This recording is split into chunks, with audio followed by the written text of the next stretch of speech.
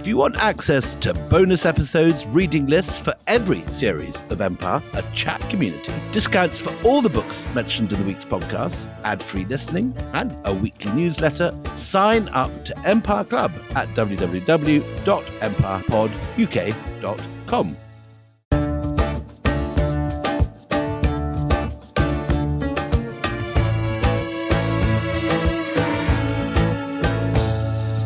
Hello and welcome to Empire with me, Anita Anand. And me, William Dalrymple. And we continue our Gaza series, and once again we're very lucky to be in the company of Eugene Rogan, Professor of Modern Middle Eastern History at the University of Oxford. He is the author of The Arabs, A History, and The Fall of the Ottomans. He is also a friend of this show. He's also one of the very few voices who is hugely respected by both sides of the debate. A rare quality. Yes, it is. Yeah, and thank you very much for taking the time for us. Willie, just remind us where we left off last time with Eugene. Well, we were ploughing through the most contentious episodes in probably the entire history of the Middle East. These are all deeply sensitive issues. Almost every one of these episodes at this point in 1948 is interpreted differently by both sides. There's no conflict I know of where it's like sort of looking through two completely different lenses of the binoculars. On one side, you see a triumph for the Jewish people, the creation of the state of Israel, the return after 2,000 years of exile. On the other side, you see exile, dispossession, homelessness, a future in refugee camps. And so it's a really complicated landscape that Eugene has been helping us negotiate through. So just to recap, there's a UN partition plan. The UN comes in, the British throw up their hands, say they can't cope anymore. The UN comes in and it offers a partition. Now, the partition that is offered is rejected by the Arabs. They say that they can't see why they have to give up this land that they've always had. And they think that far too much has been given away to the other side. But Ben-Gurion accepts it. And then the fighting breaks out. On the 8th of April, 1948, the Palestinians lose their most outstanding commander when Abdul Qadir is killed in the Battle of Castel, an incredibly strategic hilltop controlling access to Jerusalem. As his funeral is underway, news begins to filter through of the Ergun and Sterngan attack on Deir Yassin, a peaceful Arab village which had had a non-combat relationship with the neighbouring Jewish settlements, but over 100 people are killed, including women and children. There's no armed resistance, and the survivors are paraded as war trophies. Now, this is condemned, of course, by Ben-Gurion, but it has a dramatic effect on the Palestinians. They all think they're going to be rounded up and killed in the same way, and people begin to flee. There's real fear now. There's real terror, and Palestinians begin to clear out. There's also, of course, retaliatory killings on Jewish non-combatants. 74 are killed, doctors and medical personnel. And so as the British pull out, there is hundreds and thousands of villagers and townspeople on the move. The Arab side have proved themselves much less well armed, much less well organized than the Jewish militias. And on the 14th of May, 1948, the last British High Commissioner, Sir Alan Cunningham, left Jerusalem to board a waiting ship in Haifa. Later that day, in a museum in Tel Aviv, the leader of the Yishuv, Ben-Gurion, proclaimed the birth of the State of Israel. Eugene, just tell us, what does he say and how does he mark this day? For David Ben-Gurion, the withdrawal of British forces was chronicle of a retreat foretold. And so I think for the community of Jews in Palestine, known as the Yishuv, there was no further any barrier to them achieving their long-standing dream of statehood, independent statehood.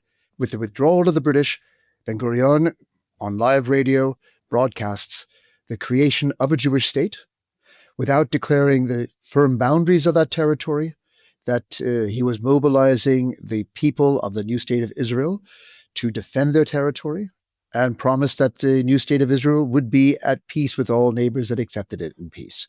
But of course, it was the verge of a war in which peace was not an option. So you did say in the previous episode that actually while the British were there, the neighbouring Arab countries held back. They didn't do anything. But now that they've gone, now that they've upped sticks and pulled up anchor and they've sailed away, what is their immediate reaction to that departure? For the Arab world, this was a crisis that they were simply unprepared for. So if we talk about a chronicle of a retreat foretold, The Arabs could see the impending departure date of the British with mounting concern.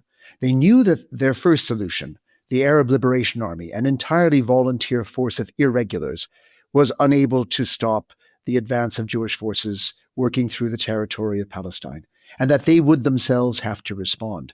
But they did so with a level of mistrust in each other that compromised their war efforts almost from the outset. But the one thing they could agree on is that at dawn on the 15th of May, their troops would move into Palestine, into those territories allocated to the Arab state, and to try and drive the Israeli forces back, even from those lands that had been guaranteed to a new Jewish state. Now, Eugene, when this is discussed, and this is one of the most written about moments, in a sense, Israeli historians always point to this, that all the local Arab countries invade this new state of Israel. Now, is this a militarily serious incursion? Are these well-armed armies with tanks and modern weapons coordinating with each other? Or what is the military situation? So really, of the 5 neighboring states that usually are listed as the antagonists in the First Arab-Israeli War, 2 are heavyweights, Egypt and Transjordan. Both were armed and trained by their British imperial masters, as was Iraq, but Iraq, of course, was further away and was slower to reach the battlefield and was to be less actively engaged in the war. Syria and Lebanon, both recently out of French mandate, had smaller armies. One of the big struggles in the independence bid of Syria in particular was to gain control over its national army. And so it was a small and unprepared national army that was slow to take to the battle. But the ones that really mattered on the 15th of May were Egypt and Transjordan, and both moved in with thousands of men and with tanks. And if there was any stage in the war where I think Israel was at risk, it would have been in those opening weeks of the first Arab-Israeli conflict. And give us a picture of the young IDF, the state forces that are ranged against them, because it's a remarkable victory that is won. I mean, they appear to be well coordinated, well armed, and it's an astonishing victory that surprises the world. Yes, I think it would have been easy to have underestimated what the new army of Israel would be capable of.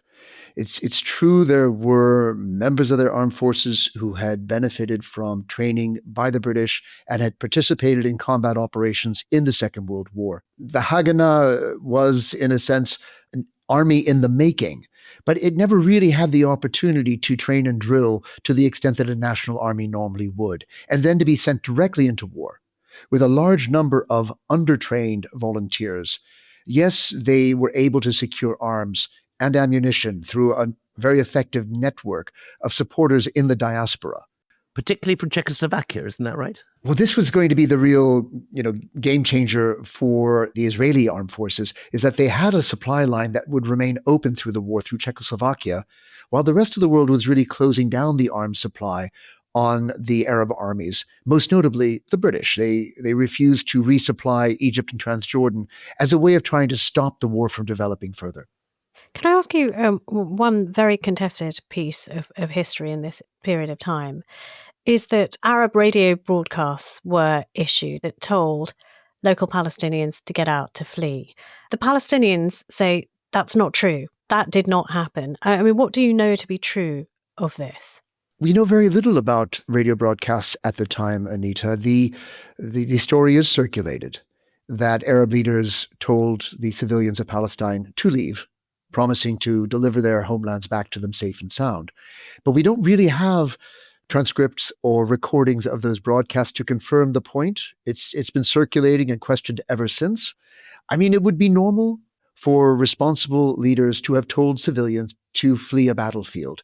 And one only needs to look at those wars that we've seen in the end of the 20th and the 21st century to realize that civilians do flee combat zones. As war comes to your neighborhood, you withdraw. And that's been true in the breakup of Yugoslavia, as it is today in Ukraine.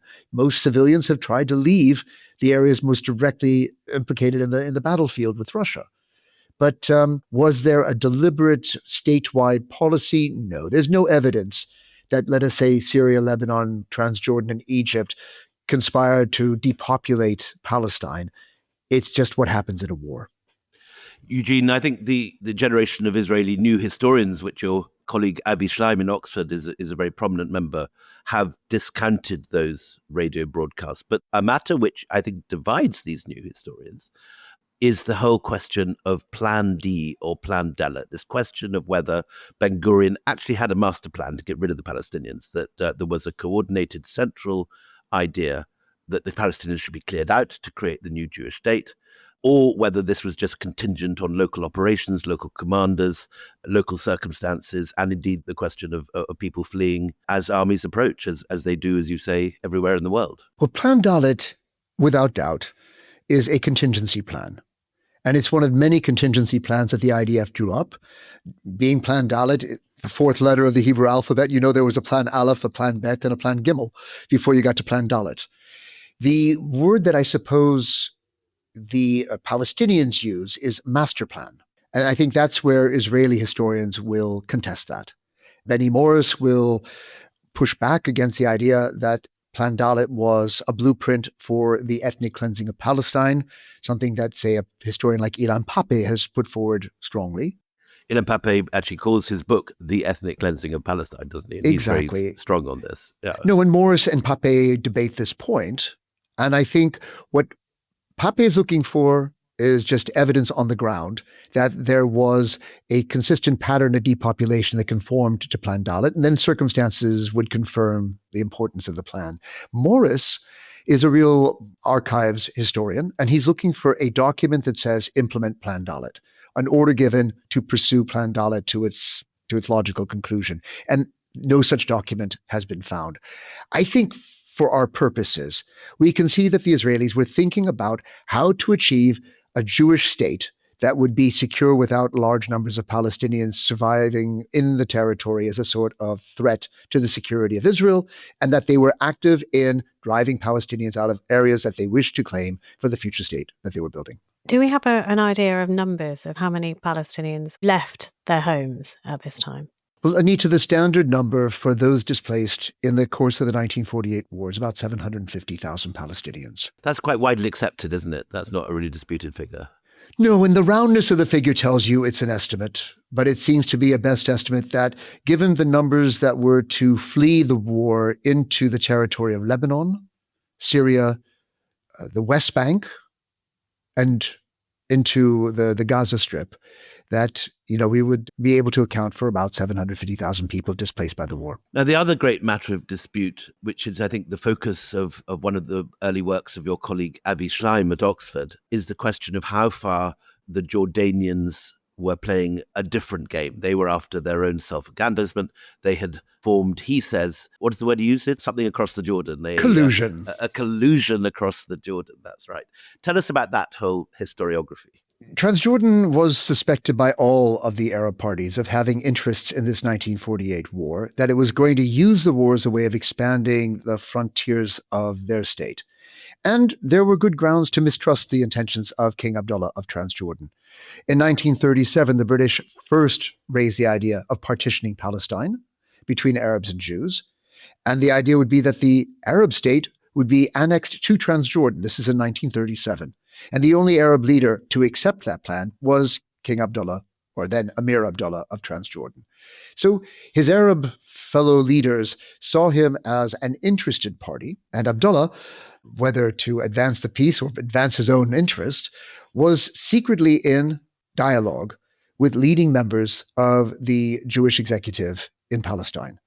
He was sending letters, he was organizing meetings to try and come to terms in advance of Britain's withdrawal on the 15th of May, such that the Jordanian forces would be allowed to enter into the territories of Palestine allocated for the Arab state without going to war with the Israelis. Try and conclude a non-aggression pact that could lead to a peaceful handover rather than a war on the 15th of May.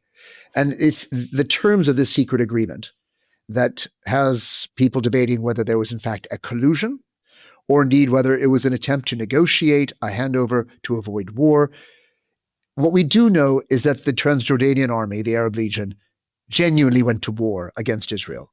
And in that, no collusion was to withstand the actual onset of the war. And just circling back to those 750,000 estimated Palestinians who leave, where are they leaving from and where are they going to? I mean, they must be just going with what they can carry.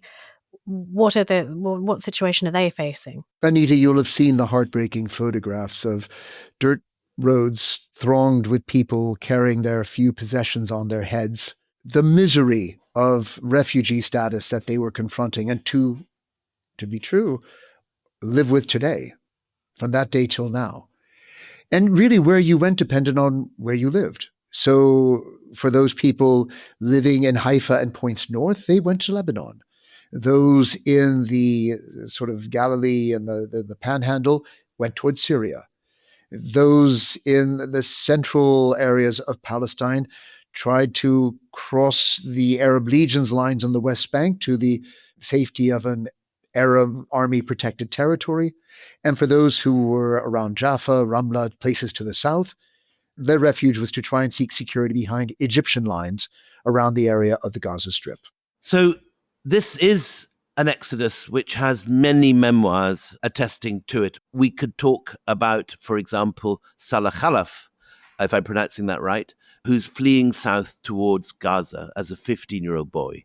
He writes, "I was overwhelmed by the sight of this huge mass of men, women, old people and children struggling under the weight of suitcases and bundles, making their way painfully down to the wharfs of Jaffa in a sinister tumult. Cries mingled with moaning and sobs, all punctuated by deafening explosions. Another record we have is a man called Faiz, who left his home the day the assault began on Jaffa. Everyone was wailing and weeping, and there was total chaos. My brother and I ran all over the town trying to find a truck, but there weren't any. They were all either full of people or burnt out. There were many dead donkeys, too, with their trailers still attached to them, lying in the road. Next, we went to the sea, but clearly there was no chance of escape there. In the end, we found a truck, and our family, with 3 others, climbed on. We had 1 suitcase with us. Everything else was left at home. It took 7 hours to get to Majdal, nearly 30 miles away, where we slept the night. Early next morning, we travelled on to Gaza. There we were, us and a single suitcase." Well, let's take a break there with this exodus of humanity crossing lines of invading fire as the Jordanians, the Egyptians and the Iraqis close in and Israel pushes out. Join us then. Hi, it's Gary Lineker here, and I want to tell you about a fantastic new quiz book from Goalhanger, the team behind the smash hit podcast. The rest is entertainment, the rest is history, the rest is politics, the rest is classified, and of course, the rest is football. The rest is quiz is packed with over 1,000 brilliant questions to test your trivia knowledge against your friends and family. And from 1st of October to the 31st, you'll be able to pre-order a copy from Waterstones for half price using the code REST2025. REST 2025. Capital R, that is. Pre-order your copy of the Rest is Quiz by Goalhanger from Waterstone using the code REST with a capital R 2025. Now,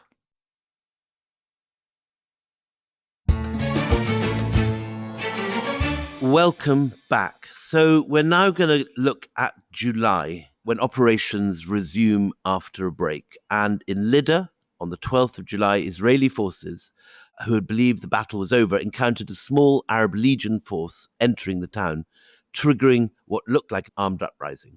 During the ensuing firefight, about 250 Palestinians sheltering in a mosque compound were killed by the men of the IDF's Yifta brigade.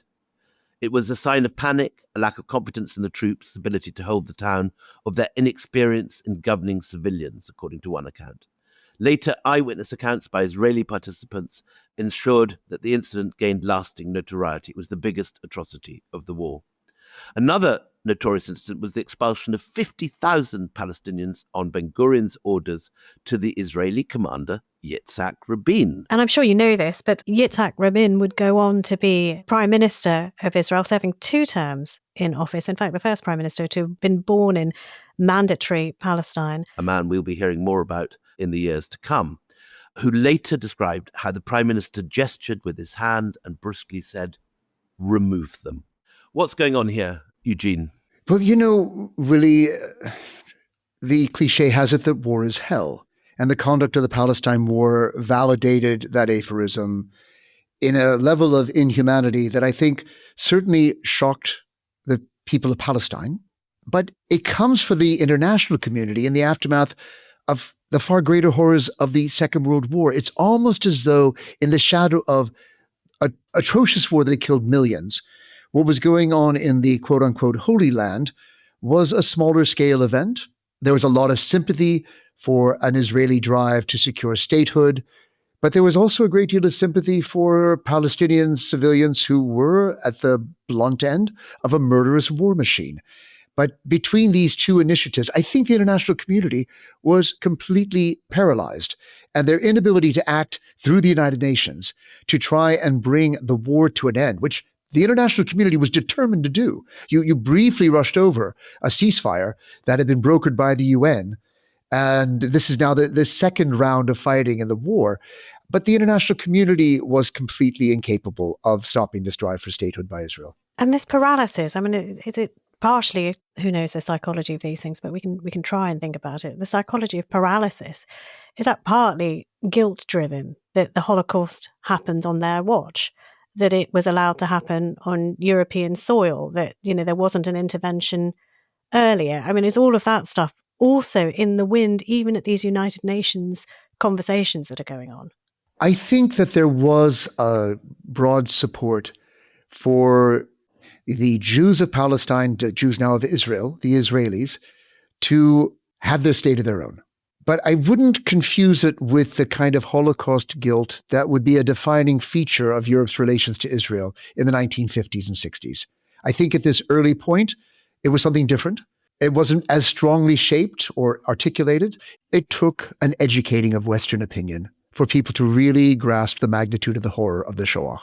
And I don't think that education had taken place in the 1940s yet, but it doesn't mean that the images of the liberation of the camps shocked the conscience of the world, for sure. Margaret Bourne-White's photographs and all those sort of things. Yeah. So, I think there was a lot of sympathy for the desperate bid for statehood by the new state of Israel, and the fact that both the Soviets and the Americans recognized Israel within minutes of Ben-Gurion's declaration of statehood tells you everything you need to know about the international community's sympathies on the eve of the First Arab-Israeli War.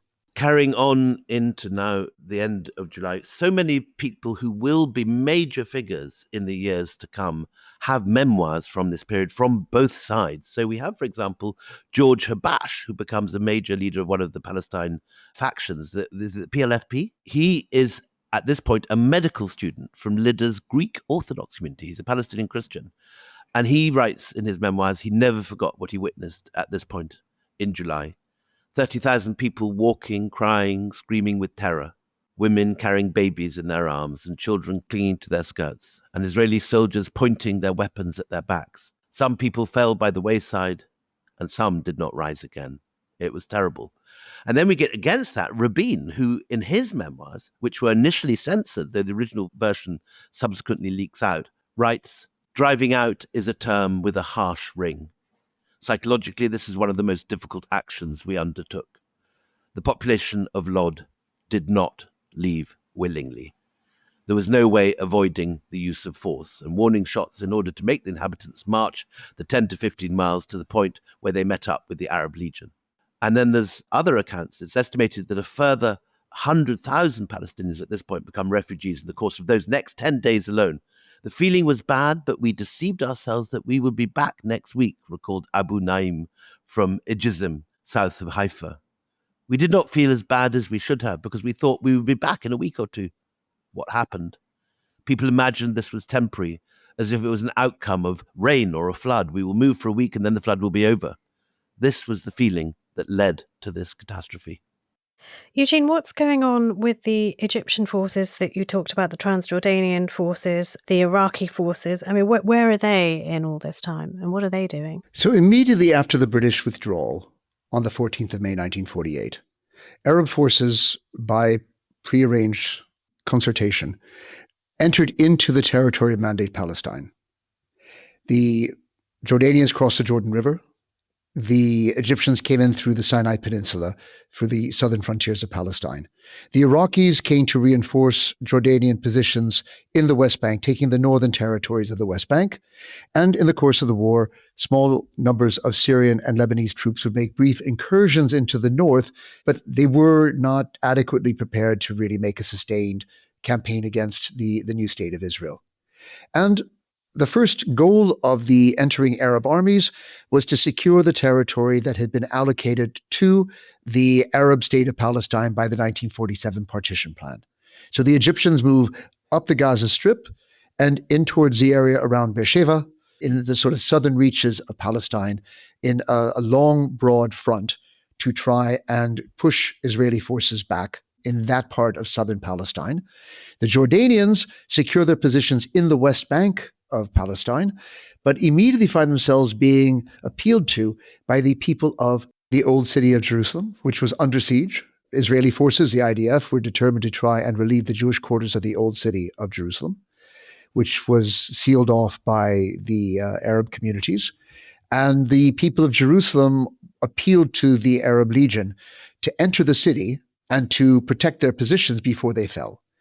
The thing that held Emir Abdullah back was his pledge to the British, who were still very influential in Jordan, that the Arab Legion would only be deployed to the territories allocated to the Arab state of Palestine. The city of Jerusalem itself had, by the partition plan, been left international. And so it was not to fall to either the Jewish or the Arab states.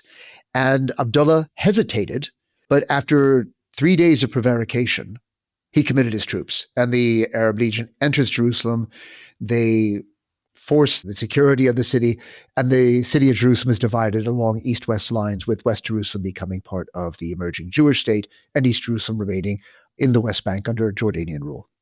But just circling back again to, all of those people who are on foot trying to find somewhere safe, they do find their way to Gaza because Gaza is under the control of a young staff officer from Alexandria, whose name you might remember from our Suez episode. His name is Gamal Abdel Nasser, who will become the future president of Egypt during that Suez crisis.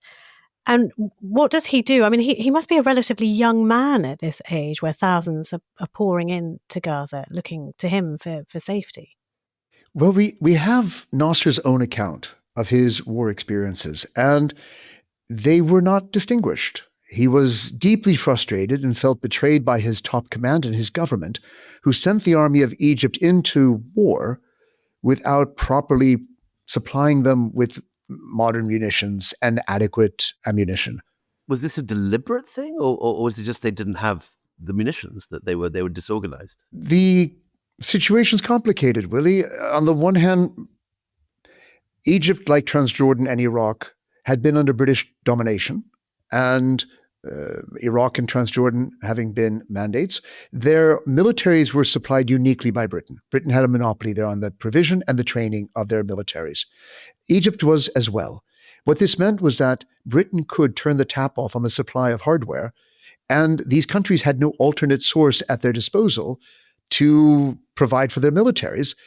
In the aftermath of the war, jumping ahead a bit, there was to be a huge scandal in Egypt over the failure of Egyptian armies in Palestine. And the government was accused of corruption and of having bought shoddy, old ammunition and material. I think it might have been their attempt to try and get around the British limitations to try and find an alternate supply. And in the 1940s, there wasn't really an arms industry after World War II with a lot of surplus for the Egyptians to tap. Is it fair to say that the only Arab army which in any way performs well in the war of 1948 is Glub Pasha's Arab Legion? They prove themselves to be fairly competent, don't they? To answer your question briefly, yes. The Transjordanian army, the Arab Legion, came out of the 1948 war better than any of the other Arab armies. I would just say a word in defense of Egyptian forces, however inadequately they were provided. And they very quickly found themselves surrounded by Israeli forces. Nasser himself spends much of his war experiences under siege by the Israelis in a place called Fallujah. And this features very prominently in his own writings about his wartime experiences. This is not the Fallujah in Iraq that we Not know the about Fallujah from in the Iraq. This is a Fallujah in southern Palestine. And for Nasser, that time under siege was a time to really think about what was wrong at home. And as he said then, here we were fighting in Palestine, but our real home front is Egypt. And he would turn from Palestine to focus on Egypt. Right. But while his gaze is still on Palestine, while he is sort of in charge, if you like, you see a population of Gaza, which was 80,000, sort of double overnight and then continue to increase as people pour in. What are the conditions like in Gaza, do we know, at that time, for a population that it never was meant to sustain? I mean, the misery for refugees seeking safety in Gaza is hard for us to imagine. Although, to be fair, the situation for those undergoing the current war in Gaza also know homelessness and a lack of sanitation, water. So we have a point of comparison. But for the Palestinians entering Gaza in 1948, they obviously went well beyond the absorptive capacity of the territory to provide food, water, sanitation, housing, and they had no tents. They literally had to try and fend for themselves in open skies with no support from the international community, with very limited aid from the Egyptian forces who were prosecuting a war. They were truly the neglected of 1948, and their experiences are heartbreaking. And then in October, there is a new Israeli offensive into the Negev. It's called Operation Yoav, or 10 Plagues. And this sort of surrounds Gaza, doesn't it? So the final phases of the war were all about Israel trying to consolidate a defensible landmass. The thing about the UN partition resolution was that it made a checkerboard out of Palestine, where the territories of Jewish and Arab states met at what were called kiss points, where the territory sort of hit at a crossroads. And these are strategically indefensible. And the Israelis never looked on the 1947 partition map as a viable state. So part of the 1948 war was to secure defensible borders. And the territory along the Sinai frontier was held by the Egyptians, but down towards the Red Sea, it was Arab Legion forces holding the terrain. But these are areas with very low populations, largely Bedouin, mobile people. And so the Arab Legion did not feel it was in a position, or really that it was a priority, to try and save, let us say, the southern reaches of the Arava Desert and the Negev. And for the Israelis, it was their drive down to the Gulf of Aqaba, where they seized a small village and a small stretch of the Gulf of Aqaba's territory, which would become Eilat. And in that way, completing the territory that the Israelis would claim for their state at the end of 1948, but leaving a strip of land along the Mediterranean coastline that had been designated for the Arab state, based around the city of Gaza, heading north to Majdal and Ashdod, and heading southeast along the frontier with the Sinai Peninsula, all territories that would be lost to the expansion of Israeli forces, except for the Gaza Strip. And then the final military maneuvers of the IDS before the ceasefire between Egypt and Israel kicks in January 1949, causes an influx of a further 33,000 refugees into Gaza, whose population has already tripled in less than a year.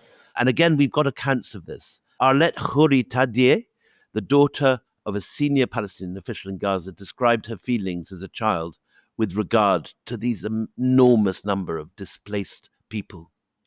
We saw thousands of people arrive, all looking exhausted. They didn't even ask for anything to eat or drink. When we offered them food, sometimes they even refused it. Sometimes they threw themselves on it as if starving. We've never seen anything like it. The streets, which were in general empty, suddenly pullulated with vast crowds who seemed to wander aimlessly. No one knew where these people were going and from what or whom they were fleeing. The main street was packed with people going in both directions. Some came by sea, arriving by boat down the coast from Jaffa, while others came wearily on foot from places close by. Eugene, I have a question. I mean, I know certain sort of missionary groups try to get aid to the refugees that, the ones that we've just heard about. Our friends, the Quakers. The Quakers are very much involved. But what about the United Nations? It was set up for precisely this kind of reason, to help the helpless, to sort of step in when people didn't have food and water in this kind of war crisis. Was there any department in the United Nations dealing with refugees? What was it doing? So the United Nations scrambled to try and meet the humanitarian crisis as it was unfolding, at the same time that it was trying to deal with the diplomacy of trying to do peacemaking and sending commissions of inquiry and trying to find a neutral territory. But of course, the means of the international agencies were limited. And, we know that the International Committee of the Red Cross was there, that they were keeping track of the declining health situation, of the infant mortality. Oh, sure, because you've got disease, right? I mean, you must have outbreaks with this many people in a place that's not built to sustain life for this many people. Yes, we actually have records. I mean, this again is stuff that people have researched and written up. And the International Committee of the Red Cross estimates at this point that about 10 children die each day from hunger, cold, or lack of care. There's somebody called Mustafa Abdul Shafi, the only doctor practicing the entire region from the south of Gaza to the Egyptian frontier, lost count of the number of children who died of gastroenteritis or acute pneumonia. A refugee from Beit Affa who lost 2 of his eldest children when they were of a young age tells how, and this is a quote, an epidemic of measles was declared, but there were no medicines and no heating. In our villages, we knew how to deal with children's ailments, but we were unable to do anything while we were in tents and in that situation. There was no doctor, no medicines, and most of the children who were still breastfeeding were carried off by the measles. So it's dreadful, absolutely dreadful circumstances. And these dreadful circumstances don't improve until March 1949, when you have the Turkish government suddenly come in with a delivery of aid. What do they bring, and does it make much of a difference?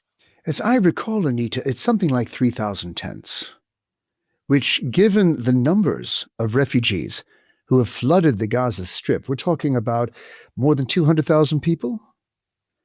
It seems obviously very generous, but it's a drop in the bucket. The need for mobilized international aid is, one of the first most obvious things about the Palestine War of 1948. And it would take ages to be organized. And as it was organized, you saw what was to become the entrenchment of a refugee population. And maybe this is one of the unspoken tragedies of the 1948 war. It starts with Israel declaring statehood. And so you have the state of Israel. But the Palestinians never declared statehood in response.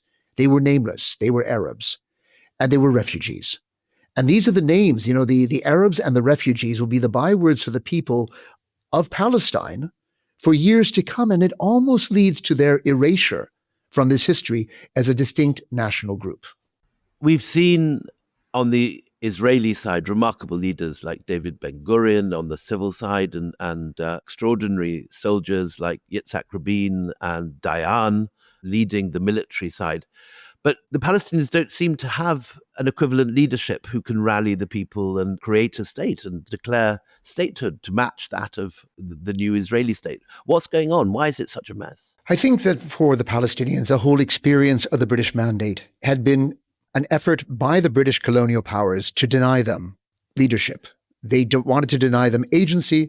If anything, the British, right through the years of the Mandate, had been most concerned about nationalism emerging from the Palestinian side to threaten Britain's position in Palestine. And they worked closely with the Jewish Agency and with the Jewish executive because they saw the Yishuv as a kind of client community that would work with Britain to help manage this unruly mandate of Palestine.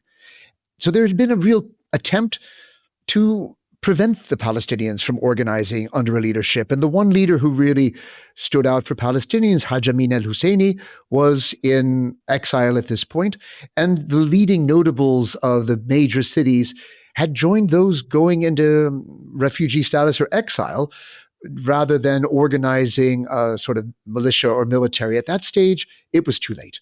And I think that you had a total imbalance in terms of preparation between the Yishuv and the Palestinians. And one will emerge from the 1948 war as a recognized state, and the other was going to, in a sense, disappear from the map for years to come. Today, we're recording this fairly soon after the British recognition of the state of Palestine. Was there any sensation at the time that, that there should have been a second recognition, that there was another group of people who had not been granted statehood, or is in the suffering and the mess and the chaos and the division and exile of the leadership, was it simply not discussed? It wasn't even on the horizon. Willie, I've never seen any intimation that any British official pressed for the Palestinians to declare statehood. And I think the way, again, in which Palestinians were referred to as Arabs made them generic. And the idea was the resolution to this crisis might very well be a separation of Arab and Jew, where the Arabs displaced by war would find their citizen rights in neighboring Egypt or Transjordan or Syria or Lebanon, and that in this way, the Arab world could absorb the Arab population of Palestine and leave the rest of the territory to the plucky new state of Israel. Was there ever a voice after 1947 when the partition plan was turned down at the United Nations? Was there ever a Palestinian voice that said, actually, can we have a look at this again? And we do want a state. We do want to have a state.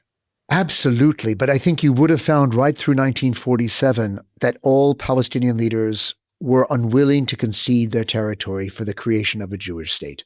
So they opposed and resisted the UN partition plan from the very beginning. And I don't think that they grew more reconciled to it as the threat of war loomed over them.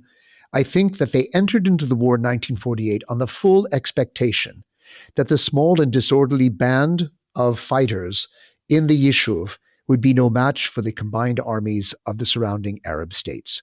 And the tragedy of 1948 from the Arab perspective is the way they underestimated their foe. They went to war thinking it would be a walkover against an armed force they dismissed as mere Jewish gangs. Instead, they found a well-organized, motivated army that beat them in every front. And the victims of this were to be the Palestinians themselves. Yeah. And just the rest of the world, I'm just sort of very interested in what the geopolitics of the time was. Did they just think this will go away? It'll just sort itself out. We don't need to think about this anymore. Or was there an international reckoning that this is going to be a hot point forevermore? I don't think anyone in 1948 had the foresight to see how long the Arab-Israeli conflict, and specifically the Palestinian-Israeli conflict, would run. We can forgive them for not anticipating 8 decades of conflict emerging from this fateful war. But, the Pathé newsreels were buzzing in the cinemas of Britain and America with images of this war. The United Nations was really tied up with debates about how to prevent the escalation and how to resolve this conflict. This was seen as a test of the validity and the relevance of the United Nations as an international body, and it fails this test singularly. But this doesn't mean that the international community was unconcerned or unaware. They just were ineffectual. And the etymology is very important at this time. Words matter. So for the Palestinians, this is the catastrophe, this is the Nakba. For the Israelis, this is the birth of their nation. This is the war of independence. When you look back at sort of the history of the time, do you see the forks in the road, that, paths that could have been taken, which would mean that today we would have a region that was happy for the greatest number of people? I mean, the short answer is no, Anita, because Palestine was marked out to be a territory that would be fought over by two rival and incompatible national movements, the Zionist movement of the Jews and an Arab Palestinian national movement. And in a sense, for both sides, it has been a zero-sum game. It's winner takes all. And so I think the challenge that we today in 2025 face is not to go back over history and try and find the point where we made the wrong turn, but to learn from the past, from this experience, where, if in a sense it was all about demography, who would get the majority population to control Palestine? In 2025, you're dealing with Palestinian Arab and an Israeli Jewish population that are at parity, about 7.3 million each. And so now the challenge is to transcend history in the goal of finding a resolution that allows for cohabitation, because expulsion is not going to happen. and extermination will not be tolerated. So cohabitation is what we have to take away from the experience of the 1948 war, and we better find it on better terms than they did back then. Over the last Gaza episodes, we've seen the history of Gaza move from the period of Tutmosis III in, 1400 BC. We've seen the rise of the kind of golden moments of Gaza, like the Byzantines with its school of rhetoric and its sort of erotic literary festivals. We've seen the Umayyads come and go. We've seen the Fatimids, the Crusaders, the Mamluks, the Ottomans. But we leave this series in Gaza with the 80,000 inhabitants of this coastal strip, joined by more than 200,000 refugees cast adrift by history. Now, those refugees remain a major issue in world geopolitics in the years to come, and we may well come back to this subject for the next extraordinary phases of the history of Gaza, when Gaza remains as this throbbing wound which will not heal. And we see every day on our newsreels the result of the failures of history to save and provide for those refugees who ended up there in 1948. Thank you so much, Eugene. You've been with us from the beginning of this podcast. You took us through Ottoman history. You've now taken us with incredible care and with wonderful learning and neutrality through this most contested and dangerous of historical territory, where almost every event and every fact has two interpretations. We could not be more grateful to you, and we will love to have you back on the podcast again if we do take the history of Gaza forward in future. Till the next time we meet, it's goodbye from me, Anita Arnand. And goodbye from me, William Dalrymple.